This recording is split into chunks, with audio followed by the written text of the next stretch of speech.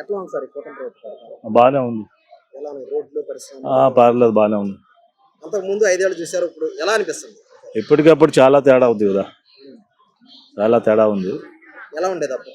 అప్పట్లో ఎవరు పట్టించుకునే వాళ్ళు లేరు, ఇప్పుడు ప్రతి ఒక్కరు పట్టించుకుంటున్నారు. అది చంద్రబాబు గారు కూడా పరిశ్రమలు తీసుకొస్తున్నారు, లోకేష్ గూగుల్, టీసీఎస్ కూడా వస్తున్నాయి వైజాగ్. చూస్తుంటే ఎలా అనిపిస్తుంది? బాగానే ఉంది. ఇన్ ఫ్యూచర్ బాగుంటది ఇంకా ముందు ముందుకి. ముందు యువతకి నమ్మకం ఉంది అభివృద్ధి చేస్తారు. సార్ ఇప్పుడు బీసీ చూస్తారు, బీసీలకి బడ్జెట్ మొన్న 896 కోట్లు కేటాయించారు. ఎలా ఉపయోగపడుతుంటారు బీసీ? అది ఇంకా ముందుకు చూడాలి కదా, ఇప్పుడే స్టార్ట్ చేశారు. మంచిదే కదా, మంచిదే. ఇంకా ముందుకు ఉపయోగపడుతుందా లేదని చూడాలి కదా, ఇంకా స్టార్టింగ్ కదా. అది ఇంకో క్వశ్చన్, కళ్ళు గీత కార్మికులు మన వైన్ షాపుల్లో 10% కేటాయించారు. అవును, దాని మీద వైసీపీ వాళ్ళు కోర్టుకు వెళ్ళారు. వాళ్ళ కడుపు కొట్టడం అంటారు దాని మీద.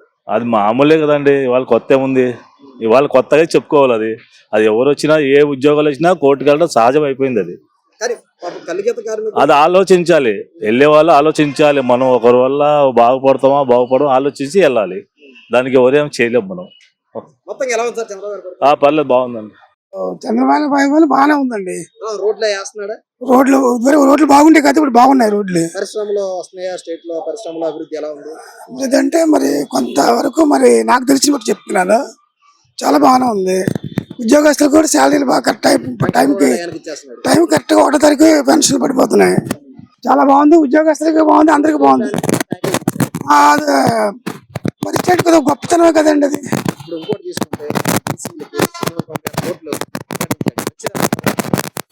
అది ఒక విధంగా మంచిదే. ఇన్కమ్ ట్యాక్స్ ఒకటి పెట్టారు, అది కూడా బాగుంది. చెప్పండి. కార్మికులకి 10% అన్నాడు మొన్న వైన్ షాప్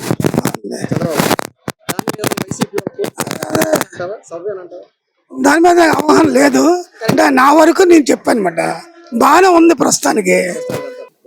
ఎలా ఉంది చంద్రబాబు నాయుడు గారు? చాలా బాగుంది, జగన్ కంటే చాలా ఫార్ బెటర్. అప్పుడు విధ్వంసం, ఇప్పుడు పనులు అవుతున్నాయి, చాలా బాగున్నాయి. అంతకంటే మరి ఎవడు చేయలేడు. రాష్ట్రంలో మోడీ గారు కూడా శంకుస్థాపన చేశారు, చాలా బాగుంది. Google, TCS well and good. పెన్షన్లు టయానికి ఇస్తున్నారు, కరెక్ట్ టైంకి ఇస్తాను.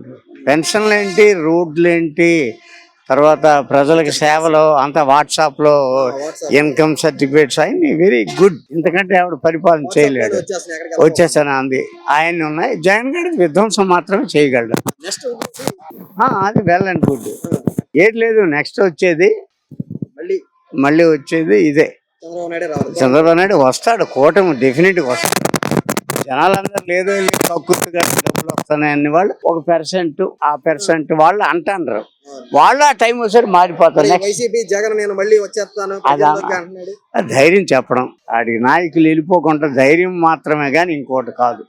అభివృద్ధి అంతా ఉంది. ఇంకా ముందుకి ఇంకా మన హైటెక్ సిటీ మనదే అవుద్ది. విశాఖపట్నం మీద కాన్సెప్ట్ ఎక్కువ ఉంది. లోకేష్ గారు కానీ, చంద్రబాబు నాయుడు గారు కానీ, పవన్ కళ్యాణ్ గారు కానీ, మనకి అదే ప్రభుత్వం కావాలి. మళ్ళీ మళ్ళీ ఎక్కడికి వచ్చి మాట్లాడమన్నా మాట్లాడతాను. అసెంబ్లీకి వెళ్ళి మాట్లాడుకుంటే విడుదల చేశారు. మంచిగా జరుగుతుందండి బీసీలకు అందరికి. అందరికి న్యాయం చేసే మినిస్టర్ ఎవరంటే చంద్రబాబు నాయుడు గారు. మన ఇప్పుడు ఇచ్చిందే ఎక్కువ బీసీలకి, అప్పుడు అలా రేర్. చాలా ఉపయోగకరం కదండి. పేద అనేది కనిపించేది చంద్రబాబు నాయుడుకి ఇంకో 2 years లో. Last Chandrababu Naidu wine shop కేటాయించారు 10% కలుగీత కార్మికులు చేయలేకపోతున్నారు. దాని మీద వైసీపీ వాళ్ళ కోర్టుకు వెళ్ళారు. అది ఎంతవరకు నిజం ఉంది? అది కరెక్ట్ కాదు కదా. ఆయన చేసింది న్యాయం అనేసి అంటే మళ్ళీ వైసీపీ వాళ్ళు కోర్టుకు వెళ్ళారంటే, కోర్టుకు వెళ్ళి వాళ్ళు పొట్టకొట్టడమే దాని అర్థం, దాని మీనింగ్. కళ్ళు గీతలకు పొట్టకొట్టడమే. అలా బతకాలి సార్. అందరికీ పొద్దుతూరులు ఇచ్చి వాళ్ళకి మరి వాళ్ళు ఎక్కడ పొద్దుతారు, మరి వాళ్ళకైతే దారి చూపించాలి కదా. వాళ్ళకి దారి చూపించమనండి, దారి చూపించి వాళ్ళని ఆపించేసినా పర్వాలేదు.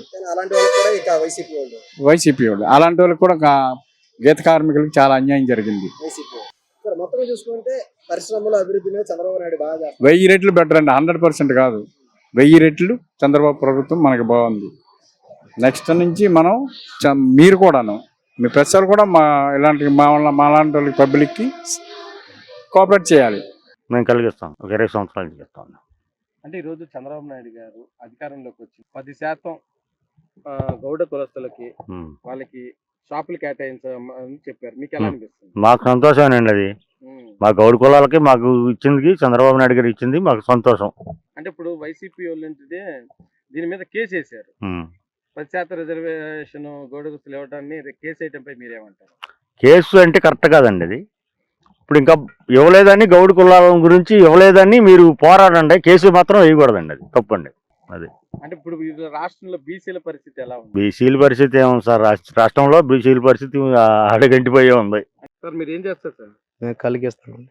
ఎన్ని సంవత్సరాలు చేశారు? 12 సంవత్సరాలు బతికేస్తానండి.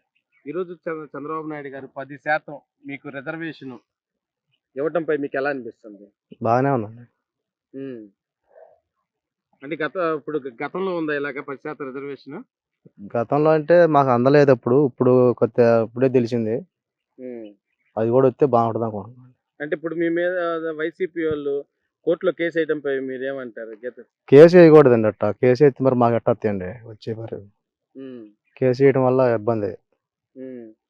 కేసు వేయకుండా ఉంటే వస్తాయి కదా, ఇప్పుడు వాళ్ళు అడ్డం తిరిగితే మాకు రావు కదా. అది అంటే ఇప్పుడు చంద్రబాబు నాయుడు గారు మీకు 10% ఇవ్వటం మీకు సంతోషమేనా? సంతోషమేనండి. ఇప్పుడు మీకు ఇలాగ కేటాయించడం వల్ల మీకు ఏమనిపిస్తుంది?